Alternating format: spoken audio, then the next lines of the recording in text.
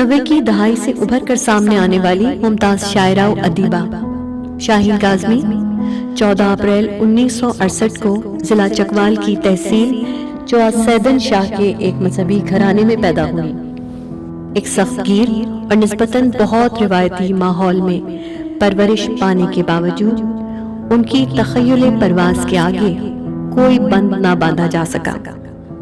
اور ان کے اندر چھپ کر بیٹھی ہوئی تخلیق کار اپنے صحن میں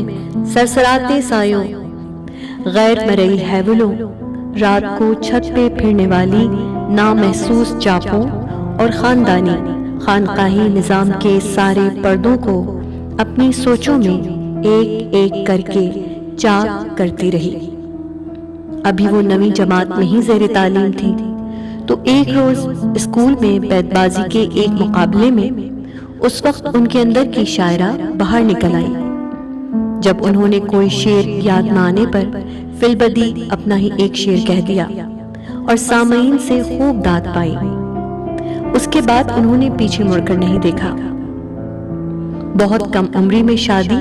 اور پھر شادی کے بعد 4 بچیوں کی ذمہ داری اٹھانے کے باوجود ان کے پائے استقلال میں کسی قسم کی لرزش نہ آئی۔ اس دوران نہ صرف انہوں نے اپنی تعلیم مکمل کی بلکہ اس کے ساتھ ساتھ وہ اپنے قلم کو شعر سے نثر تک پھیلاتی چلی گئی۔ ابھی وہ 28 برس کی ہی تھی کہ زندگی میں اچانک درانے والے ایک المناک حادثے میں وہ بھری جوانی میں سر پہ بیبی کی چادر اور 4 بچیوں کا بار لیے بالکل تنے تنہا رہ گئی۔ مگر وہ شاہین ہی کیا جو آسمان سر پہ ٹوٹنے کے بعد اپنی پرواز بھول جائے۔ سو انہوں نے اپنا سر ایک دوسرے آسمان کی طرف اٹھا لیا اور اپنی بچیوں سمیت یورپ میں آ بسی۔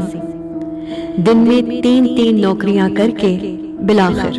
انہوں نے اپنے آپ کو نہ صرف حالات کی دلدل سے باہر نکال لیا بلکہ اپنی بچیوں کو بھی اس زیور تعلیم سے آراستہ کیا جس کا عام حالات میں بھی کوئی خواب ہی دیکھ سکتا ہے۔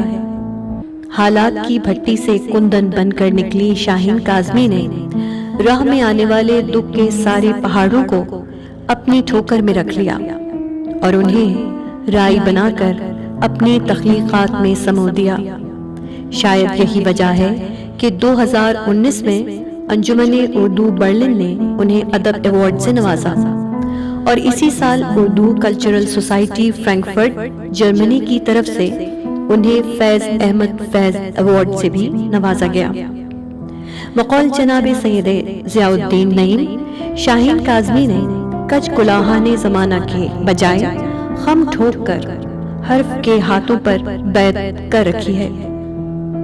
اور شاید یہی کارن ہے کہ وہ کاغذ پہ لکھنے کے لیے جب قلم اپنے منہ میں دباتی ہیں تو پہلے سے کوئی خاکہ و خیال ان کے تخیل میں موجود نہیں ہوتا، مگر جوں جوں حروف کاغذ پر بکھرتے چلے جاتے ہیں تو پھر یوں محسوس ہوتا ہے کہ جیسے ایتھر میں موجود سارے موہوم تخیل و اوہام ہو بہو ان کے تخیل کے مطابق کسی کتھا میں مربوط ہو کر الہام کی طرح ان پر اترتے چلے جا رہے ہوں۔ برف کی عورت سے لے کر نندی پور کی رادھا تک ان کے افسانوں کی ساری فضا نوسٹلجیا کی انکہی کہانیوں، حقیقت کی حشر سامانیوں اور ان کے قلم کی جولانیوں پر محیط ہے۔ سیما فطرت اور پارا صفت تخلیق کار شاہین کاظمی کے افسانوں کا قاری انہیں پڑھتے ہوئے بالکل یوں محسوس کرتا ہے جیسے صحرا کے اندر کوئی حباب دیکھ رہا ہو اور خواب کے اندر ایک اور خواب دیکھ رہا ہو۔